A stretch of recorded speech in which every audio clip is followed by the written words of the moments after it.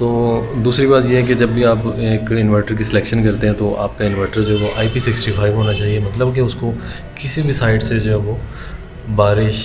मिट्टी, धूल वगैरह का कोई भी असर जो है वो नहीं होना चाहिए, मतलब कि उसके इलेक्ट्रॉनिक्स कंपोनेंट्स तक मिट्टी, धूल और बारिश का कोई भी पानी जो है वो नहीं जाना चाहिए। ये होता है कि IP65। अब तो IP65 से अबव इन्वर्टर भी जो है आ रहे हैं, IP66, IP68 इन्वर्टर जो हैं वो मार्केट में आपको मिल जाते हैं। जी तो दोस्तों, सिस्टम विजिट कंप्लीट होने के बाद हम आपको बताते हैं कि ये सोलर सिस्टम जो है वो 10 किलोवाट का हमें डेली की कितनी प्रोडक्शन दे रहा है, और साथ ही साथ हम इसके तमाम तक पिछले वीक की, पिछले मंथ की प्रोडक्शन भी आप तक जो है वो बताते हैं कि एक दिन के अंदर जो है हमें कितने यूनिट तक जो है प्रोड्यूस करके दे देता है। और उन तमाम तर फैक्टर्स को भी डिस्कस करेंगे कि जो इसके ऊपर जो है असरअंदाज होते हैं और इसकी प्रोडक्शन जो है वो कम ज़्यादा होती है। तो चलते हैं अपनी मोबाइल एप्लीकेशन की स्क्रीन के ऊपर, वहाँ से आपको इसकी प्रोडक्शन जो है वो दिखाते हैं। जी तो दोस्तों, अगर बात की जाए इसकी प्रोडक्शन की, तो आज 13 जुलाई को जब मैं ये वीडियो जो है वो बना रहा हूँ तो उस वक्त इसने तकरीबन, क्योंकि आज एक मौसम यहाँ पे ठंडा था, इतनी ज़्यादा धूप नहीं निकली हुई थी, तो इसने तकरीबन 27 यूनिट के करीब जो है हमें बिजली प्रोड्यूस करके दी है। और इन 27 यूनिट्स को अगर हम इसके ग्राफ की शक्ल में देखना चाहें तो ये आप देख सकते हैं कि यहाँ पे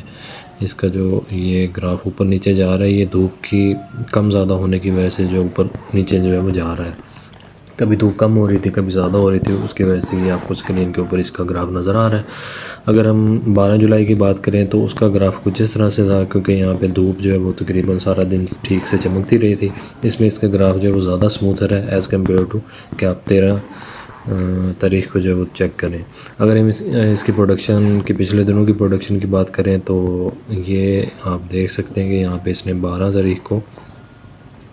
तकरीबन 49 यूनिट के करीब जो हमें बिजली प्रोड्यूस करके दी। अगर हम 11 की बात करें तो 46 यूनिट, उससे पहले 44-45 यूनिट, उससे पहले यहाँ पे लोड शेडिंग थी 2 दिन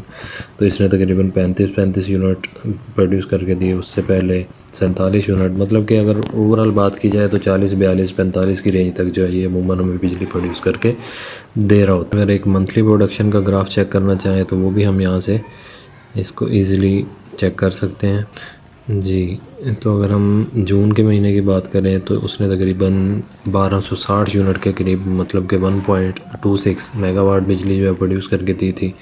उससे पिछले महीने तकरीबन 1.43 मेगावाट यूनिट बिजली प्रोड्यूस करके दी। उससे पहले 1.2 मेगावाट बिजली, मतलब कि ऑन एवरेज हमें 1200-1300 यूनिट जो है वो एक मंथ के अंदर जो है प्रोड्यूस करके दे देता है। अभी ये महीना जो है चल रहा है तो इसने तकरीबन